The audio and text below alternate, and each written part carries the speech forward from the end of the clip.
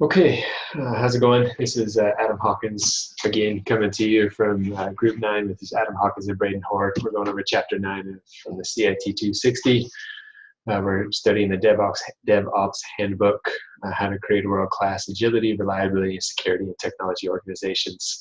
So when I got the email from Braden that he wasn't feeling well this week, I was concerned that we were going to be late. Just didn't want to see the grade suffer. So here we are. So we're going to go through this first part. So it seems like, in general, if I could put a theme on this week's chapter, it's making sure you have a production-like environment and you automate everything you can. And I thought it was interesting in the example they use. They talk about putting things into a production-like environment at every stage and before it's too late.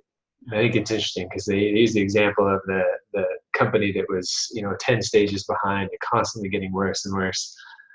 And it's interesting that if you're not testing your product on the production-like environment and things aren't flowing smoothly, it gets to be too late. We'll go into that in just a little bit. But automate it, everything entirely, automate as much as you can. Avoid inconsistent constructed environments and avoid changes not being systematically put back into version control. And so just keeping things really static where they're supposed to be, keep everything moving. So this first part we go through, it says enable on-demand creation. And so there's a bunch of things that they went through, but what it comes down to is you're creating an environment to where everything is tested, is you're able to go through and verify that it works. And so the first thing they talked about was using a virtualized environment like a VMware. It was interesting as I was preparing for this week. I was talking to a friend of mine who works in software development and works for a lighting company that does the software design. And he told me of multiple times where he would have customers that call him up and tell him about a particular time to where something wasn't working and they could not recreate it in their environment. So they would get the files that the customer had in the operating system. And so it'd be interesting to use something like a VMware to really be able to virtualize exactly what the customer is going to be able to see in order to fix that. Because there's so many times that you go and say that I don't see this problem, it's not happening, it's on your side, but it really is a problem with your code. So building an automated environment that's bare metal, talk about a baseline image, something that you can really easily start over from. Using infrastructure as code, configuration management tools. They talked about Vagrant as being one of the examples. Using automated tools, operating systems and configuration.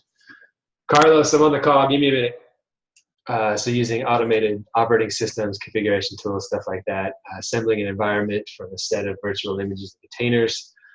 So he gave a few examples of these down here, like Chef, SaltStack, some of these other ones, and then spinning up a new environment, a public cloud, which I thought was really interesting, but just spinning up an environment to where you can really go through and figure out exactly what the customer is going to deal with. And that way you enable this on-demand creation, you know exactly what you're getting. So I thought this was pretty interesting, but a single repository of truth. And at first, I really had a hard time with this one because I think like if you have a single repository, you have a single point of failure. But as you go through and talk about everything that's supposed to be in there and why, you realize that it is important to share all that information so everybody's working and building off of the same code, the same things. And so I won't go through the full list here, but there was a full list in the book of everything that should be in that repository.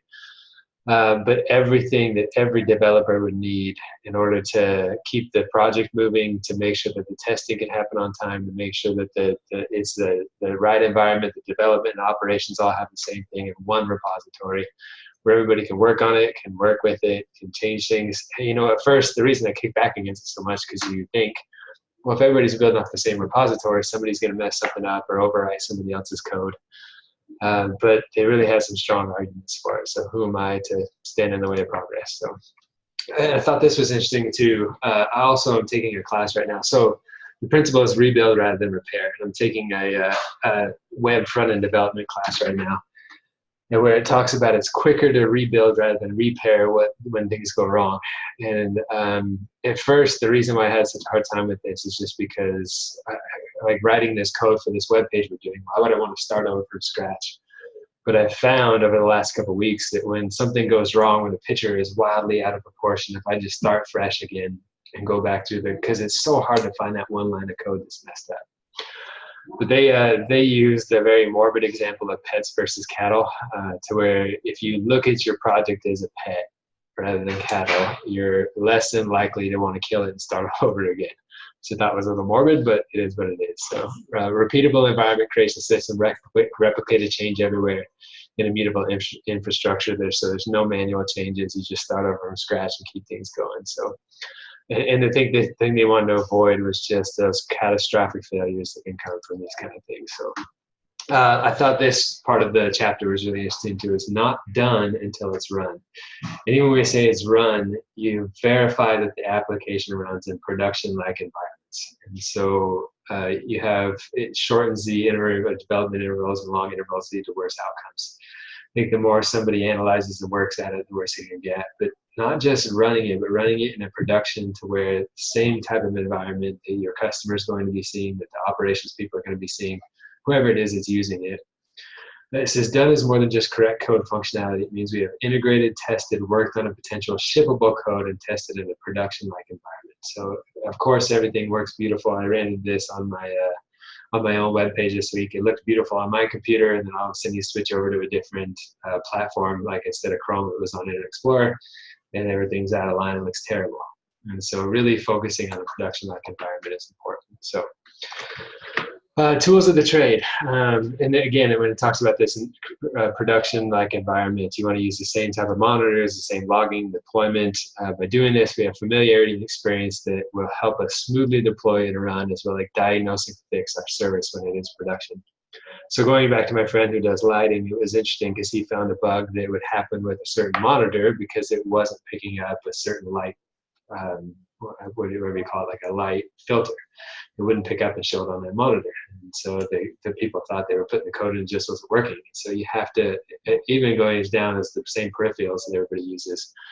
I thought it was kind of interesting. So just a conclusion to sum everything up, it was a really good chapter this week. I enjoyed it, but making sure you're doing everything in production-like environments, you're enabling that on-demand creation. Again, everything's automated. I know it went more into that in chapter 10. A single repository of truth. So one single place that everybody is working off of with all the information that any developer need. Rebuilding rather than repairing. So starting from scratch if you need to. Again, not done until it's run, and tools of the trade. So I thought it was a great week, good chapter.